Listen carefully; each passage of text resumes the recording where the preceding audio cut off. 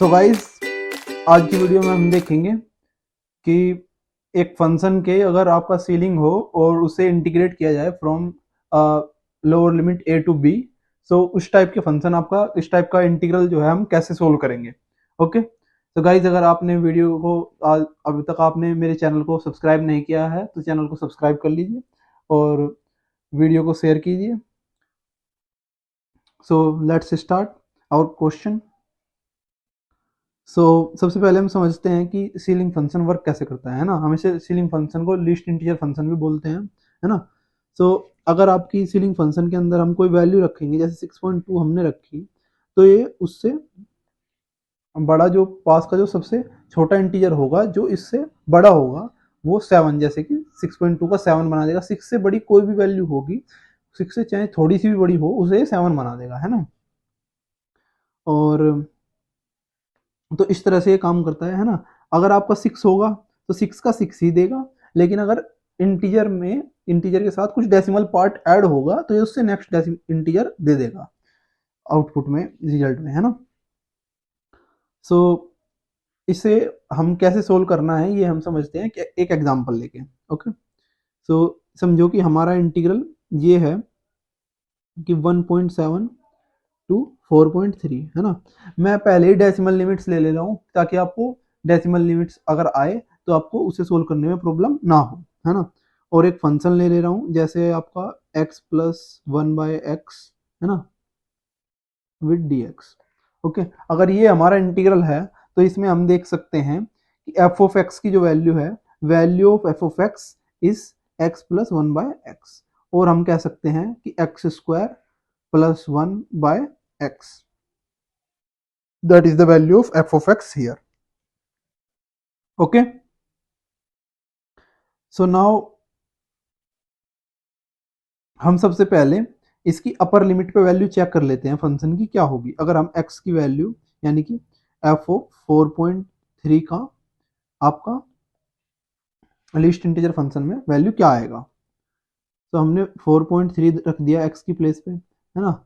4.3 plus 1/4.3, और ये value calculate कर रहे हैं हम। ओके, तो हमने देखा कि f ऑफ 4.3, और जब इसका वैल्यू कैलकुलेट करेंगे तो इसका हमें मिलेगा कि आपका इंटीजर पार्ट 5 आएगा, है ना, क्योंकि नेक्स्ट इंटीजर आता है। ओके, नाउ हम इसका लोअर लिमिट का भी देख लेते हैं, वैल्यू क्या आएगा लोअर लिमिट पे। यानी कि लोअर लिमिट थी 1.7, तो 1.7 का सीलिंग फंक्शन क्या आएगा, तो ceiling of F of 1.7, that value is ceiling of 1.7 plus 1/1.7। Okay, so इसका वैल्यू आपका 2 से ऊपर चला जाएगा, क्योंकि आपका ये 2.0 2.2823 समथिंग अप्रोक्स इस टाइप का आएगा। तो इसलिए ये आपका हमारा 3 हो गया, है ना, क्योंकि 2 से ऊपर चला गया वैल्यू। ओके, नाउ नाउ हमने वैल्यूज कैलकुलेट कर ली। आफ्टर दैट हम देख सकते हैं कि आपका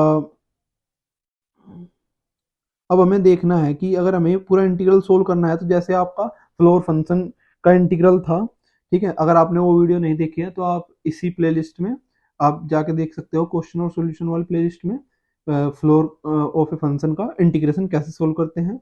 तो वैसे ही इसे भी अलग अलग इंटरवल्स में डिवाइड कर लेंगे, है ना।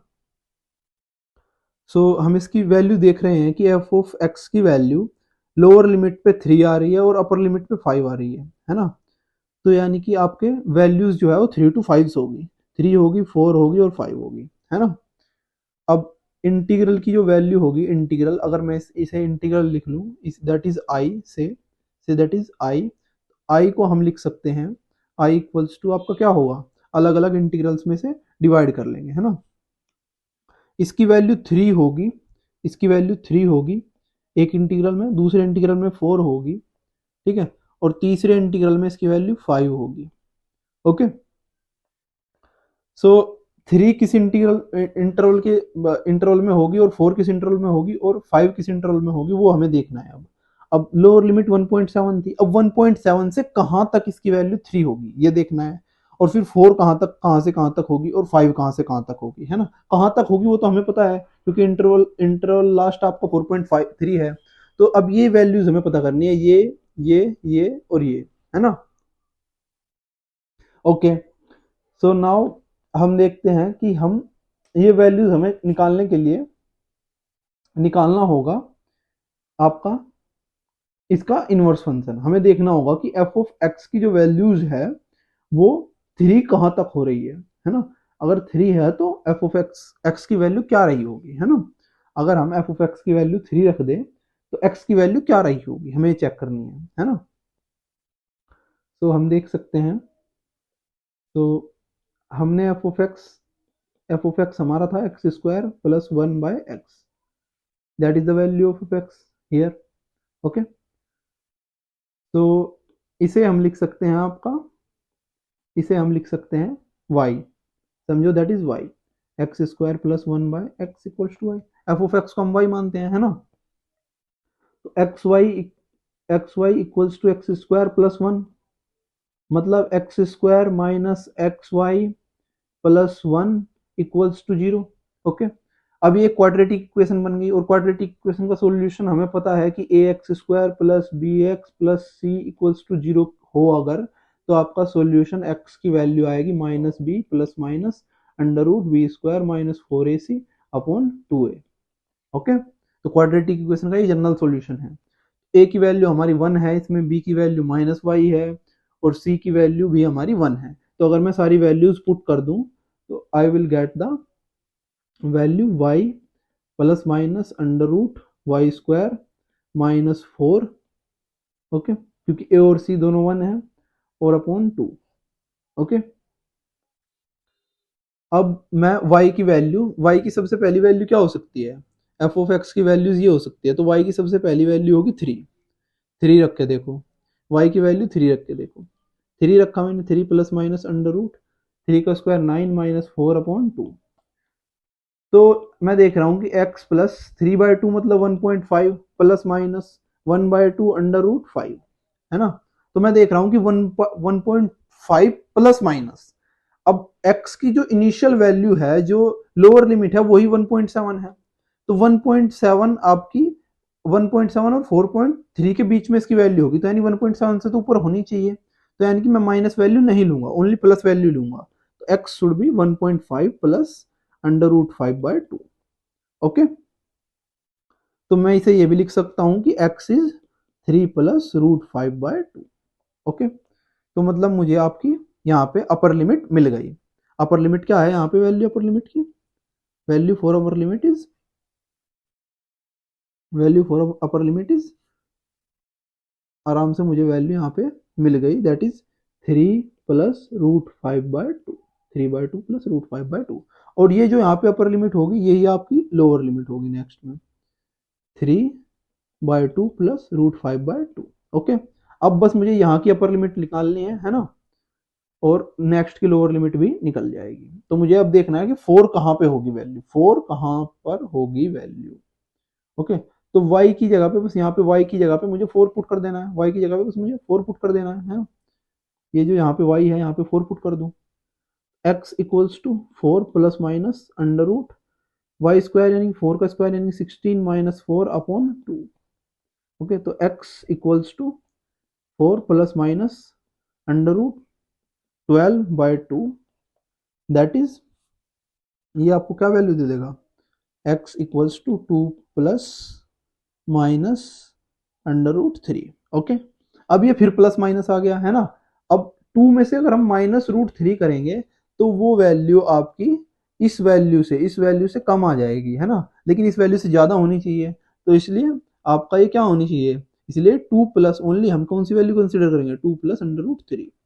ओके, तो आपकी अपर लिमिट हो गई 2 प्लस अंडर रूट 3, तो यहाँ पे आ गई 2 प्लस अंडर रूट 3, और ये lower limit 2 plus under root 3। Okay, तो अब बस हमें ये इंटीग्रल सोल्व करना है और हमें हमारे क्वेश्चन का सॉल्यूशन मिल गया। ओके, तो चलिए करते हैं इस इंटीग्रल को सोल्व। ओके, तो अब हमारा इंटीग्रल बन गया, integrate 1.7 3/2 plus √5/2 3 dx plus integrate 3/2 plus √5/2 और 2 plus √3 4 dx plus integrate 5 dx 2 plus √3 4.3। Okay, अब आपकी i की वैल्यू आ गई, i equals to 3 times x की वैल्यूज अपर लिमिट और लोअर लिमिट में रख दो, है ना। तो आपका ये आ जाएगा 3/2 plus √5/2 minus 1.7। Okay, plus 4 into 2 plus √3 minus 3/2 minus √5/2 plus 5 into 4.3 minus 2 minus √3। Okay, तो ये आ गई आपके इंटीग्रल की वैल्यू। नाउ बस अब हमारा कैलकुलेशन पार्ट बचा है ना। अब जो सिमिलर टर्म्स है हम उन्हें काट सकते हैं ना, और बस कैलकुलेट करके वैल्यू लिख सकते हैं। ओके, सो अब हम इन्हें इस तरह से लिख सकते हैं कि i equals to 3 into 3/2 plus √5/2 minus 3 into 1.7। Okay, और plus 4 into 2 plus √3। Okay, minus 4 into 3/2 plus √5/2 plus 5 into 4.3 minus 5 into 2 plus √3। मैंने कुछ नहीं किया, बस मैंने इनकी अंदर मल्टीप्लाई कर दी है अलग अलग करके, है ना। अलग अलग करके मतलब पहले 3 की इसमें मल्टीप्लाई कर दी, फिर 3 की इसमें मल्टीप्लाई कर दी, अपर लिमिट और लोअर लिमिट्स मैंने अलग अलग कर दी, फिर 5 की इसमें कर दी और फिर 5 की इसमें कर दी। ओके, अब आपके जो सिमिलर टर्म्स है ये आपके माइनस हो जाएंगे, सब्ट्रैक्ट कर दूंगा, है ना। तो मुझे मिलेगा फिर उसके बाद आपका एक तो ये टर्म पूरा का पूरा बच गया 5 इंटू 4.3, ठीक है। ये टर्म पूरा का पूरा बच गया माइनस 3 इंटू 1.7, है ना। और सब्ट्रैक्ट हुए ये टर्म्स आपका माइनस का 1 बचा, और ये वाला टर्म भी आपका माइनस का 1 टाइम्स बचा इस टर्म का, है ना। तो मतलब minus summation of 3/2 plus √5/2 plus 2 plus √3। Okay, so अब अगर हम वैल्यूज देखें, है ना, अगर हम वैल्यूज देखें तो इसका अब कैलकुलेट कर लो। अगर हम कैलकुलेट करेंगे तो अप्रोक्सीमेटली इंटीग्रल की जो वैल्यू आएगी वो आपकी 16.4, ये तो आपका 16.4 हो गया और ये 6.35 हो गया, तो अप्रोक्सीमेटली आपके इंटीग्रल की वैल्यू 10.05 आई, है ना। लेकिन अगर हम यहां से आपका इस इंटीग्रल के आंसर को देखें तो हमें यहां से एक जर्नल फॉर्मूला इसका मिल जाता है ना। जर्नल फॉर्मूला भी हमें इसका एक मिल जाता है। ओके, तो वो जनरल फॉर्मूला क्या है आपका, वो जनरल फॉर्मूला ये है कि आप देख रहे हो कि 5 क्या है एक्चुअल में, 5 क्या है, 5 is nothing but the ceiling value of F of b. F of b की सीलिंग वैल्यू है 5, है ना। एफ ऑफ बी की सीलिंग वैल्यू है 5। ओके, और एफ ऑफ ए की सीलिंग वैल्यू है, एफ ऑफ ए की सीलिंग वैल्यू है 3। तो ये 5 और 3 प्रोडक्ट में हो रहे हैं, है ना। प्रोडक्ट में 5 और 3 ही है, 5 और 3 प्रोडक्ट में। तो इसका मतलब इंटीग्रल का अगर हम जनरल आंसर लिखें तो वी गेट कि ceiling of F of b into b minus a into ceiling of F of a minus minus minus. अब आगे समेशन हो रहा है, टर्म सम्स हो रहे हैं। अब ये कौन कौन से टर्म सम हो रहे हैं आप देख रहे हो, ये इनवर्स फंक्शन की वैल्यूज है ना। y की, ये आपकी x की वैल्यूज सम हो रही है ना। तो इनवर्स फंक्शन की वैल्यूज है 3/2, ये सब हमने जो कैलकुलेट की थी ये x की वैल्यूज थी, तो मतलब इनवर्स फंक्शन से आए हुए रिजल्ट है ना। और कौन कौन सी वैल्यूज पे आए हुए रिजल्ट है, एक 3 पे आया हुआ है, एक 4 पे आया हुआ है ना। 3 पे और 4 पे। तो मतलब हमें 3 पे और 4 पे इनवर्स फंक्शन का सम चाहिए 3 पे और 4 पे। यानी कि स्टार्ट करो पी को कहाँ से, 3 था हमारा, सीलिंग ऑफ एफ ऑफ ए, यानी कि 3 से स्टार्ट करो और पहुंचो कहाँ तक, 4 तक, यानी 5 तक नहीं पहुंचना, यानी एफ ऑफ बी से एक कम तक, f of floor of F of b से एक कम तक। ओके, और ये आपका जनरल सॉल्यूशन हो गया इसका। एक फंक्शन का अगर आपका सीलिंग हो और उसका इंटीग्रेट करना हो तो उसका ये जनरल फॉर्मूला बन गया। ओके, और ये इनवर्स फंक्शन आपको निकालना है तो इनवर्स फंक्शन निकालने में कुछ नहीं, y की वैल्यू निकालो, that is the inverse function, है ना। तो एफ इनवर्स ऑफ पी आप y को लिख सकते हो, एफ इनवर्स सॉरी x को लिख सकते हो एफ इनवर्स ऑफ p। ये जो x के लिए जो फंक्शन आया आपका, that value that is the F inverse of p, F inverse of p। इसमें p की वैल्यू डालते रहो और वैल्यूज निकालते रहो, है ना। p की वैल्यू मतलब आपकी y की वैल्यू एक्चुअल में, है ना। और y की इंटीजर वैल्यूज होगी कहाँ से कहाँ तक, एफ ऑफ ए के सीलिंग से एफ ऑफ बी के सीलिंग तक, एक कम तक, है ना। ये जो वैल्यूज मैंने लिखी है इसमें सिर्फ दो ही वैल्यूज काम में आएगी, ये इसमें सिर्फ दो ही वैल्यू चाहिए हमें, ये 5 काम में नहीं आने वाला, 3 और 4 में ही हो जाएगा काम, है ना। 5 में रख रहे हैं तो वो कट जा रहा है ना। ओके, सो हम इसका, तो मैंने आपका फ्लोर के लिए भी जनरल फॉर्मूला बताया था, है ना, और इसके लिए भी जनरल फॉर्मूला मैंने आपको बताया है। तो आप देख सकते हो कि आप जनरल इंटीग्रल करके भी इसे कर सकते हो, जैसे 1.7 और आपका कितना था 2 point, sorry let me check, 4.3, 4.3, 4.3, और फंक्शन था आपका क्या, फंक्शन था आपका एक्स स्क्वायर प्लस 1/x, ठीक है, विद डी ऑफ एक्स। तो इसमें मैं क्या करूँ, पहले मैं कैलकुलेट कर लूँ F inverse, F inverse, F inverse calculate करने के लिए क्या कैलकुलेट करना है, एक्चुअल में एक्स की वैल्यू कैलकुलेट करनी है, एक्स की वैल्यू कैलकुलेट करनी है। तो पहले लिख लूँ मैं y equals to x square plus 1/x। तो अगर मैं इस इक्वेशन को सोल्व करूंगा क्वाड्रेटिक फॉर्मूले से तो एक्स की वैल्यू मिलेगी y plus under root y square minus 4/2, है ना। और इस वैल्यू से मैं क्या कैलकुलेट कर, इस वैल्यू को मैं लिख सकता हूँ f inverse of p, f inverse of p equals to p plus p के टर्म्स में मैं अगर इसे लिख लूँ तो p plus under root p square minus 4/2। और पी की वैल्यू कहाँ से कहाँ तक जाएगी, पी की वैल्यू आपकी कहाँ से कहाँ तक जाएगी, ceiling of F of a से स्टार्ट होके ceiling of F of b -1 तक जाएगी, है ना। अब ceiling of F of a क्या है आपकी, ceiling of F of a आपकी 3 थी और वो 5 था, है ना। तो 3 to 5 जाएगी वैल्यू, 3 to 5 -1 तक जाएगी वैल्यू, 5 -1, है ना। तो 3 से 4 तक, यानी 3 और 4 दो वैल्यूज आएगी पी की। ओके, तो फॉर्मूला लगा के भी हम आंसर निकाल सकते हैं, है ना, वैल्यूज रख दो ओनली, ठीक है, तो उससे भी हमारा आंसर आ जाएगा, ठीक है।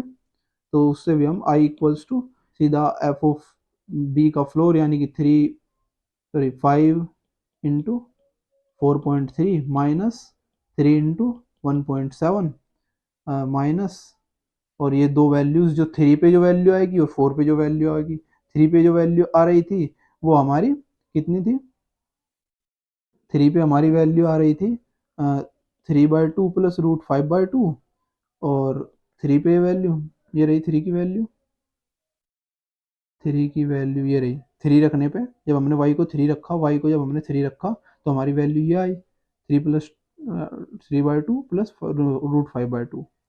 ओके, प्लस 4 रखने पे जो वैल्यू आई 2 प्लस रूट 3। ओके, दोनों वैल्यूज का अगर हम सम करेंगे तो आई का आंसर आपका आ जाएगा वही सेम आपका 10.05।